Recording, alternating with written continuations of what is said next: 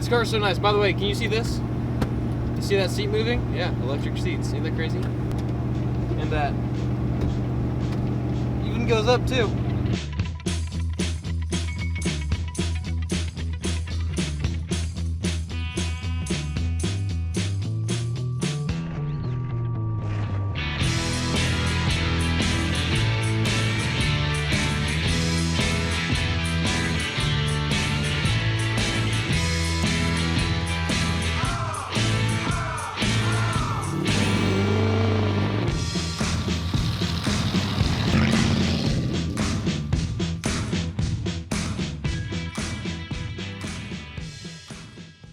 The year was 1982. My uncle was driving home from work one day and he saw this car sitting on the road. And he went and looked at it. He's like, I had one just like this in high school, except it's white. I need this car back. And he bought it and he drove it 3 miles, bought 4 brand new white wall Goodyear tires for it, and then proceeded to park it in a barn and collect parts for it because he had good intentions of working on it. But he never found the time to do it. Fast forward to about 2 years ago, or about a year ago, I was at a grill out and he said, hey, I hear you're doing a YouTube show called American Detour. I said, yeah, we are. He goes, I have a car you might want to work on. I said, all right. So a few days later, me, my dad, and my brother we pulled out of the barn and he said, here's the keys, it's yours. Take it home and do what you want with it. So here we are today. Big, black, heavy, hard to steer.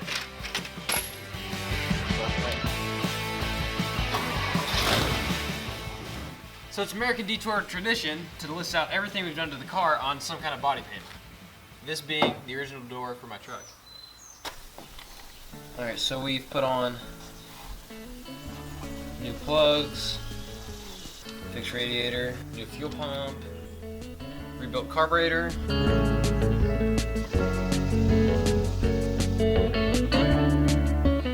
Okay, so the first thing that needs to be addressed on this car is that the lower radiator hose is always leaked. When I got a new one, it was cut too short, and so when I put it on there, I can't drive it around because it's going to leak and overheat. So I need to take this radiator out for the 5th time because it's so freaking hard to get to the radiator hose. So I got to take it out and go get a new hose for it because working on these things are a pain. I forgot I didn't tighten these bolts down. I never tightened any of these bolts down on the radiator because for some reason I knew for sure this thing was going to come back out again. And I was right.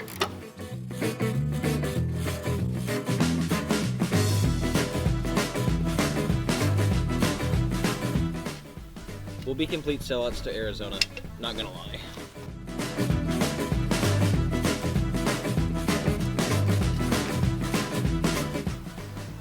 I think I found why it's leaking. I'm assuming it's from when I put it in. Trying to pry it all in because that radiator hose is too short. This must have jacked it all up. When I originally put this in, this thing was all circular, but when I was trying to get the radiator hose on it, which is a pain in the butt in that car, I must have bent it up when I was putting it on, so that solves a lot of issues. So I'm gonna get a new radiator hose because I cut the old one getting it off, so I need to go get one, but that's less problems, or at least more solved.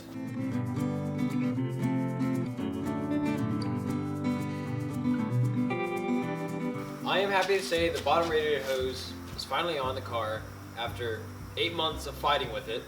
So the car is actually ready to run and drive except for the fact that the brakes don't work, but we're gonna get to that. So all that needs to be done now is the radiator needs bolted in and then run the car and I guess it's called burnt the system. I don't know, I could be totally wrong and people are out there laughing at me. But I'm gonna show you how to do that.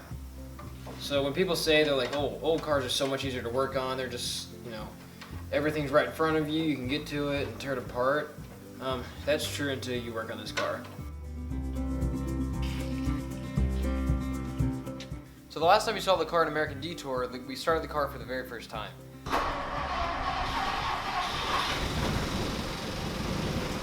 It wasn't running all that great, but now we can start it for the first time running perfect. Well, not perfect. It does have a slight misfire.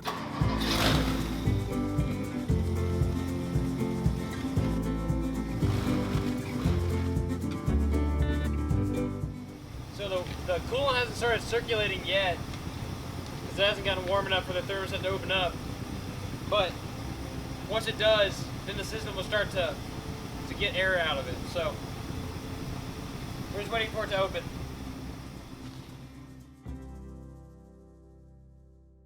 The car's so low, you have to like do little baby pumps on the jack to get it up.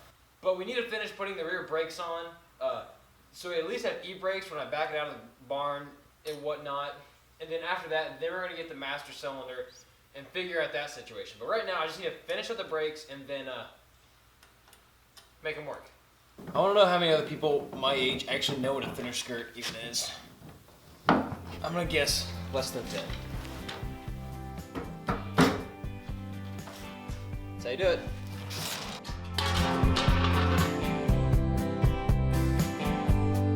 The fact that these tiny little pins are the only things holding these brake pads in place just seems ridiculous.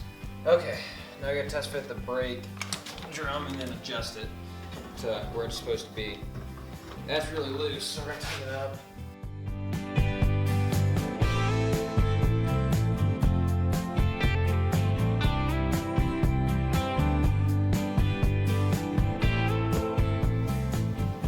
So the next thing we're gonna do is the fuel tank.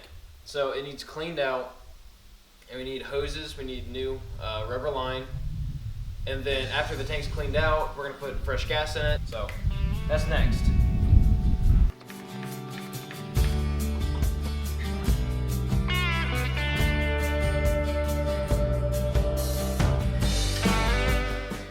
I'm taking out this old, crappy, janky fuel pump someone put on here. I gotta take it out because it's crap, and I put a new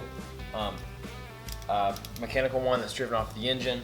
So this one's gonna come out, and I'm gonna bypass it, and then hopefully it'll all work together. All right, let's see if she'll start up and pick up some gas from the tank.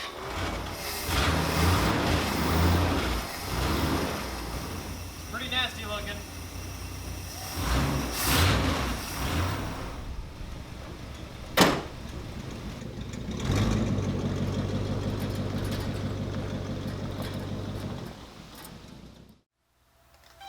I'm taking the gas back out of it that I put into it because I found 2 cans that were full of gas in here, and I figured it was good gas. It smelled good, but no, it was the bad gas that my dad had in his boat over here that he put into cans.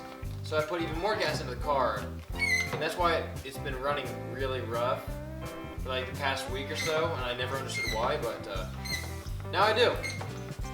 The new gas is in the car. Put about 5 gallons in it.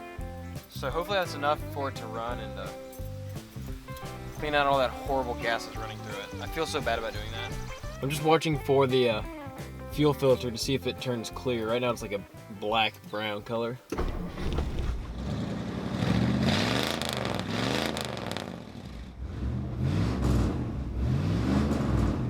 This car is so nice. By the way, can you see this? You see that seat moving? Yeah, electric seats. Isn't that crazy? And that even goes up too. I have to keep like a constant throttle to keep it running to get that bad gas out of the carburetor. Alrighty, let's see if she'll go for her first drive. Oh, okay. So there's like D1, which I can only assume was first gear, and then there's low. It doesn't ride as smooth as you think it would. I guess the suspension is just like really hardened up over the years. I don't know, maybe.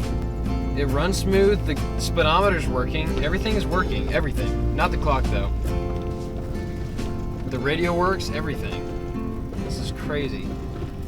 This is the first time it's driven since 1979, 1980, something like that, or 82, I don't know. But it's driving. This is insane. But this is so awesome, holy crap. I'm driving this car for the first time since 1982. This is insane. Let's enjoy this.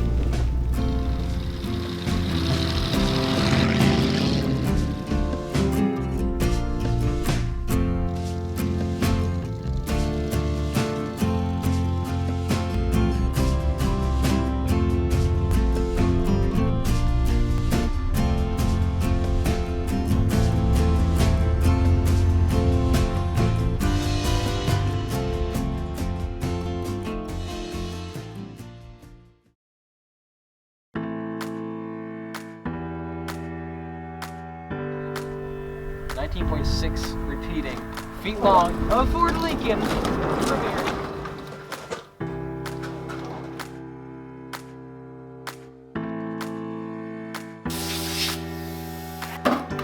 Come under there, rookie. Hey. Eating brownies, right?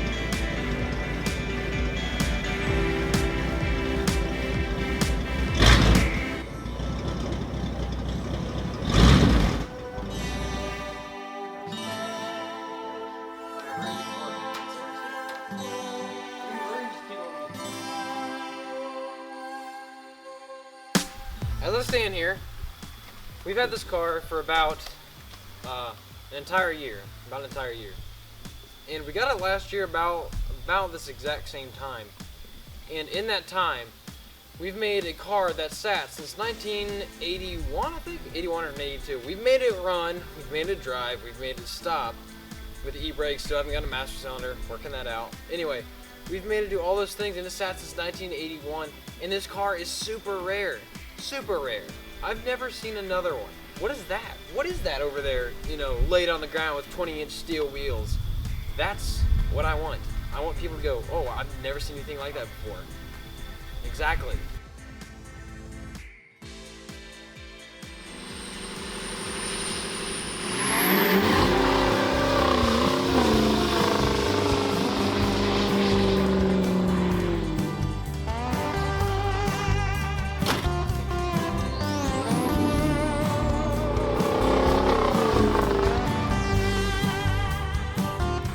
Okay, so I'm not sure if anyone knows yet, if you follow us on Instagram, we have a partnership with Far From Stock. Far From Stock sells merchandise like hats, shirts, stickers, all that good stuff for your truck. They also sell new and used parts for your diesel trucks. They sell wheels, tires, all the good stuff. All the things that's gonna be put on this brand new truck that we just got. It's not brand new, it's an 03, but it's a 6.0 Power Stroke, and God knows it's gonna need a lot of parts for it. I'm sorry, Tyler. But that's our new partnership, so go check them out at the website. It's somewhere here on the screen. Go check them out on Instagram, and yeah,